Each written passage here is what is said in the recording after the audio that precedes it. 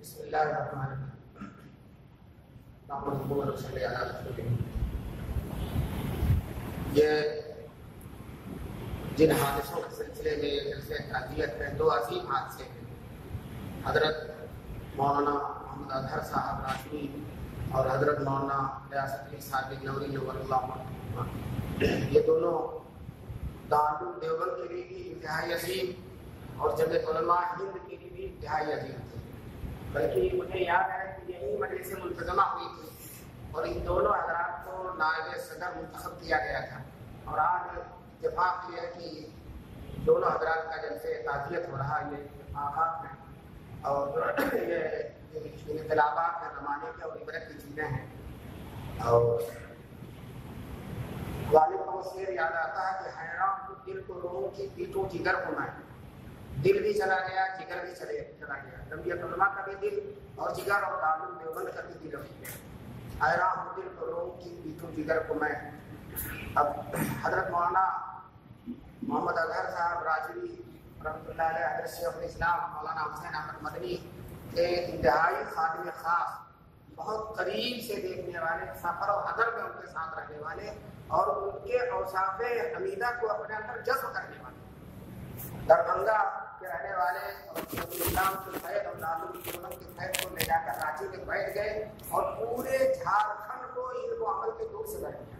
جھارکھنڈ کے علاقے میں اتنے بڑے مدرسے کا تصور نہیں کیا جا سکتا آج بھی، اور اس مدرسے کا فیض، اس ادارے کا اور مولانا کا فیض پورے اطراف میں، پورے صوبے میں، چپے چپے میں پھیلا ہوا ہے۔ اسی طرح سے حضرت مولانا ریاست علی صاحب بجنوری رحمۃ اللہ علیہ، مولانا عبدالخالق صاحب کی طرف سے میں پڑھ رہا ہوں، سے اختر کے تقریباً 45 سال کی رفاقت مولانا عبدالخالق صاحب فرما رہے ہیں، اور اس پورے عرصے میں حضرت مولانا رحمۃ اللہ علیہ کو بہت قریب سے دیکھا۔ دارالعلوم دیوبند اور دیگر معاملات میں مسلسل ساتھ پڑھتے رہے۔ میں نے ہمیشہ یہ محسوس کیا کہ وہ مسلک دیوبند، فکر دیوبند اور اکابر دیوبند کے ذوق و مزاج پر بڑی مضبوطی کے ساتھ کار کرتے ہیں۔ اس سلسلے میں ان کا کوئی مفاہمت اور کوئی لچک نہیں، عقائد و نظریات کی پختگی میں پورے طور پر ایک عالم ربانی کی شان ان کے اندر جلوہ فرما۔ حسن اخلاق کے سلسلے میں بھی حضرت مولانا حبیب اللہ صاحب نے جو حدیث پڑھی، وہی حدیث یہاں بھی ہے۔ پتہ چلا کہ یہ مولانا باتیں کوئی اتفاقی ہیں اور وہ حدیث ہیں، سب کے ذہن میں مولانا کے اوصاف کو اور مولانا کی شخصیت کو سامنے رکھنے کے بعد آ جاتی ہے۔ ما من شیء اثقل فی میزان العبد یوم القیامت من حسن الخلق۔ حضرت مولانا رحمۃ اللہ علیہ حسن اخلاق کے اعلیٰ معیار پر فائز تھے، اور لوگوں کے مسائل کو اپنے ذاتی مسائل کی طرح ہمیشہ حل کرنے میں اپنے ذاتی مسائل کی طرح کوشاں رہتے، اور لوگوں کے رنج و غم کو اپنا ذاتی رنج و غم بنا لینا ان کی فطرت تھی۔ خنجر چلے کسی پہ تڑپتے ہیں ہم امیر، سارے جہاں کا درد ہمارے جگر میں ہے۔ ان کی مجلس اس بات کا شعر کا مصداق تھی، بہت لگتا ہے کہ صحبت میں ان کی وہ اپنی ذات میں ایک انجمن تھے۔ وہ ایک بہترین مشیر، بہترین مربی، بہترین سرپرست ہونے کے ساتھ ساتھ رفیق غمگسار اور یار جانثار۔ ان کی مجلس میں ہر بڑے چھوٹے کو مساویانہ حق حاصل تھا، اور ہر ایک کو کی بات بڑی قدر و توجہ سے سنتے تھے اور مجلس کے ہر فرد کو اہمیت دیتے تھے۔ یہ اپنے اخلاق کی ہمہ گیری ہے۔ دارالعلوم دیوبند کے سلسلے میں ان کی خدمات بڑی جلیل القدر ہیں، جو ہے مشکل حالات کے وقت دارالعلوم کو انہوں نے دارالعلوم کی ہر خدمت کو بڑی مستعدی اور خندہ پیشانی کے ساتھ انجام دیا۔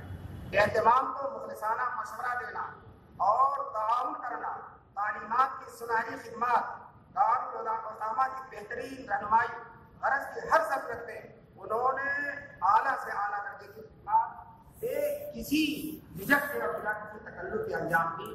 بلکہ اتنی بڑی شخصیت ہونے کے باوجود ہم لوگ کے وقت سے مشکات پڑھتے تھے، تو ایک دن سبق میں انہوں نے فرمایا کہ فلاں بڑے کام ہو گئے، تو لڑکوں کو لحاظ تقسیم کرنے کا کام رہ گیا تھا، وہ بھی میرے ہی ذمہ میں آ گیا۔ پھر حضرت نے شعر پڑھا تھا، تلوار سے بچے تو رگے گل سے کٹ گئے، تلوار سے بچے تو رگے گل سے کٹ گئے۔